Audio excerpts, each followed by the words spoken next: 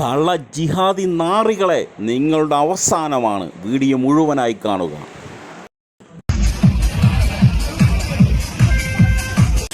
ഈ പൊതുവഴിയെയും പൊതുജനങ്ങളെയും തടസ്സപ്പെടുത്തിക്കൊണ്ട് പാട്ടും കൂത്തുമായി ഇങ്ങനെ പോകുന്ന ഈ നാറികൾ ആരാണ്? പരിശുദ്ധമായ കഅബയുടെയും മദീന പള്ളിയുടെയും ഫോട്ടോ വെച്ചുകൊണ്ട് ഈ പിച്ചയൊടുക്കുന്ന നാറികൾ ആരാണ്?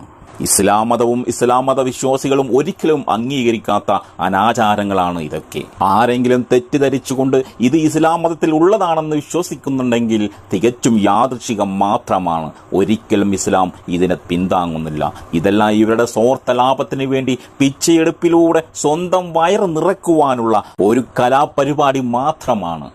മുഹമ്മദ് നബി സല്ലല്ലാഹു അലൈഹി വസല്ലമ ഇപ്രകാരം പറഞ്ഞു: ഇസ്ലാം മതവിശ്വാസികൾ ഇതുപോലെയുള്ള അനാചാരങ്ങൾ ചെയ്യുന്നത് കണ്ടാൽ ഇവർ കൊടൂരമായി ആളിക്കത്തുന്ന നരകാഗ്നിയുടെ വിറക് കൊള്ളികൾ മാത്രമാണ്. ഇസ്ലാം മതവിശ്വാസികളെ പഠിപ്പിക്കുന്നത് ഇപ്രകാരമാണ്: നിങ്ങൾ അല്ലാഹുവിന് ആരാധന ചെയ്യുന്നത് പോലും മറ്റുള്ളവർക്ക് ദോഷമായ രീതിയിലായിരിക്കരുതെന്ന് നിർബന്ധമുണ്ട്.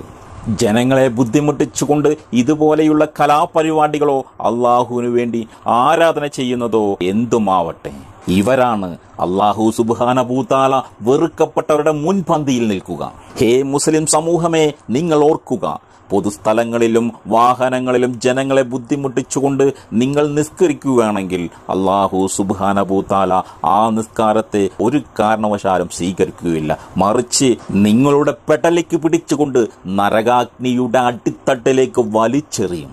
ഹേ മുസ്ലിം സമൂഹമേ, നിങ്ങളുടെ ആരാധന അള്ളാഹുവിന് മാത്രമായിരിക്കണം. അള്ളാഹുവിന്റെ ദൂതനായ മുഹമ്മദ് നബി സല്ലല്ലാഹു അലൈഹി വസല്ലമ പഠിപ്പിച്ചു തന്ന വഴികളിലൂടെ മാത്രം നിങ്ങൾ അള്ളാഹുവിനെ ആരാധിക്കുക. വീഡിയോ ഇഷ്ടപ്പെട്ടാൽ ലൈക്ക് ചെയ്യൂ, സബ്സ്ക്രൈബ് ചെയ്യൂ.